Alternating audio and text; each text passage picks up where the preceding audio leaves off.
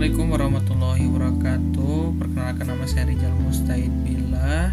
Saya dari Prodi PAI NPM 2406211941. Di sini saya akan menjelaskan tentang perkembangan kurikulum PAI di madrasah. Selanjutnya kita akan memasuki kepada pembahasan. Pertama ada pengertian pengembangan kurikulum PAI, yang kedua ada sejarah madrasah, ketiga permasalahan, keempat ada tujuan, ruang lingkup pengembangan, dan metodologi pengembangan kurikulum PAI. Pertama ada pengertian pengembangan kurikulum. Ada 3 pandangan menurut Muhaimin. Pertama, satu kegiatan yang produknya berupa kurikulum. Kedua, suatu proses yang menghubungkan beberapa komponen sehingga didapati kurikulum yang lebih progres dan lebih baik. Ketiga, yakni kegiatan baik dalam penyusunan, pelaksanaan kegiatan, evaluasi, dan penyempurnaan kurikulum PAI merupakan beberapa arti dari pengembangan kurikulum. Kurikulum pendidikan agama Islam PAI adalah salah satu kurikulum dalam sistem pendidikan nasional di Indonesia yang wajib diberikan pada semua jenjang pendidikan, mulai sekolah dasar sampai perguruan tinggi.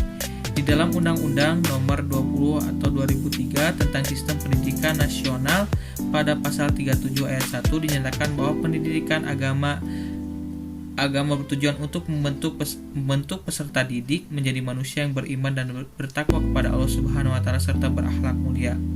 Pengembangan kurikulum adalah istilah yang komprehensif, di dalamnya mencakup perencanaan, penerapan, dan evaluasi.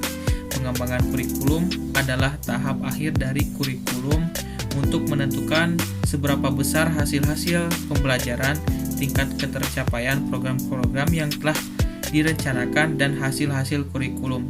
Tidak hanya melibatkan orang yang terkait langsung dengan dunia pendidikan saja, namun di dalamnya melibatkan banyak orang. Yang kedua ada sejarah madrasah. Sejarah mencatat madrasah pertama kali berdiri di Sumatera. Madrasah Adabiyah pada tahun 1908 dimotori oleh Syekh Abdul Ahmad. Tahun 1910 berdiri Madrasah School di Batu Sangkar oleh Syekh M. Taib Umar. Kemudian M. Mahmud Yunus pada 1908 mendirikan Diniyah School sebagai lanjut dari Madrasah School.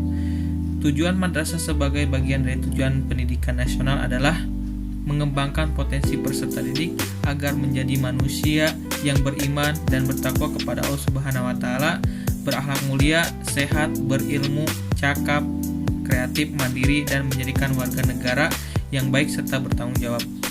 Mengapa adanya pengembangan kurikulum PAI di madrasah?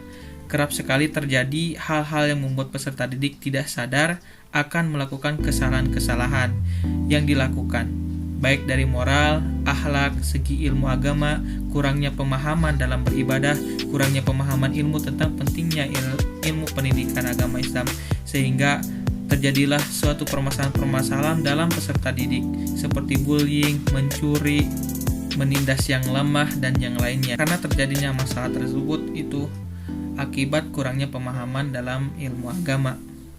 Untuk tidak terjadinya hal-hal yang tidak diinginkan tersebut, maka adanya tujuan pengembangan kurikulum.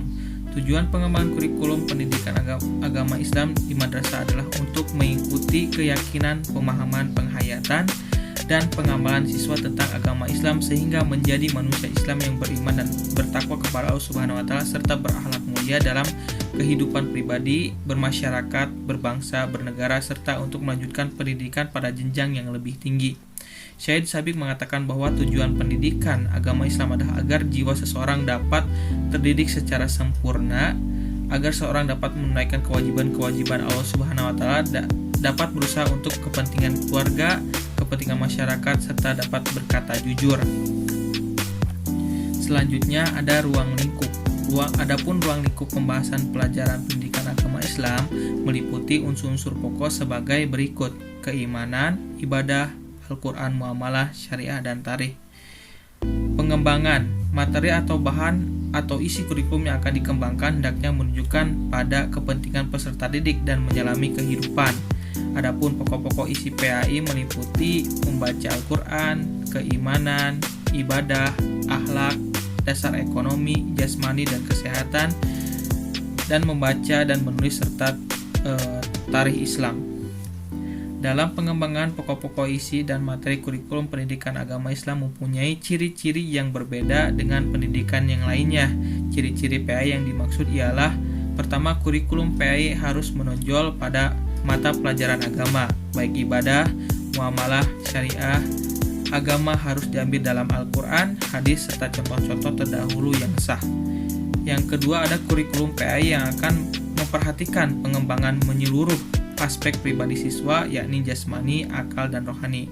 Yang ketiga, kurikulum PAI memperhatikan keseimbangan antara pribadi dan masyarakat, dunia dan akhirat, jasmani dan rohani, serta akal manusia.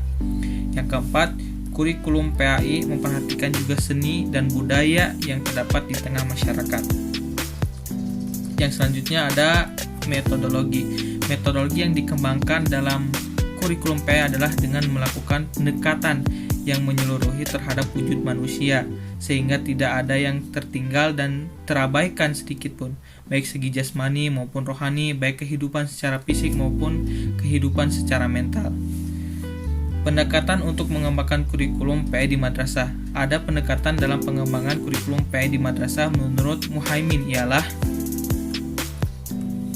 setiap bidang ilmu pengetahuan memiliki sistematisasi masing-masing sesuai pada disiplin ilmu. Hal inilah yang menjadikan pendekatan ini didasarkan pada sistematisasi masing-masing bidang keilmuan. Dalam melaksanakan pendekatan ini, yang harus dilakukan ialah dengan menetapkan terlebih dahulu mata pelajaran yang akan dikaji oleh peserta didik sebagai persiapan dalam mengembangkan disiplin ilmu. Jenjang sekolah, mata pelajaran PAI memiliki beberapa kelompok dalam aspek pembahasan berupa Al-Quran dan hadis, sejarah umat Islam, ibadah, muamalah. Sedangkan di madrasah, aspek pembahasan ini lebih disistematisasi lagi menjadi mata pelajaran, sedangkan pelajaran ibadah, muamalah dalam bentuk fikih, keimanan dalam ilmu akidah, pembahasan Quran hadis dalam mata pelajaran Quran hadis, sejarah umat Islam dalam mata pelajaran SKI. Dalam pendekatan ini, cara yang dilakukan ialah aspek keimanan dimasukkan ke dalam rumpun ilmu tauhid, muamalah atau ibadah masuk dalam ruang rumpun ilmu fikih dan sebagainya, atau bisa disebut dengan pendekatan sistematis disiplin ilmu. Dalam penerapan metode pendidikan agama Islam di madrasah, banyak metode yang dapat digunakan.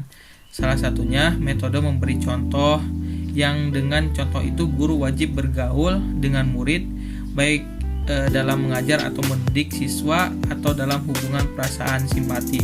Sedangkan Zakiyah Derajat menegaskan bahwa pendidikan akhlak yang paling baik dan yang paling mudah adalah dengan memberi contoh kepada peserta didik.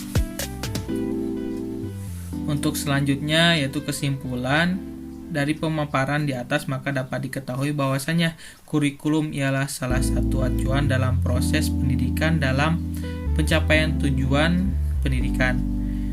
7 prinsip dalam pengembangan kurikulum PAI di madrasah atau model yang digunakan dalam pengembangan kurikulum pembelajaran PAI di madrasah adalah dengan pendekatan dan memberikan contoh terhadap peserta didik. Cukup sekian dari saya, dan semoga apa yang telah disampaikan oleh saya menjadikan ilmu wawasan bagi kita semua. Amin ya robbal alamin.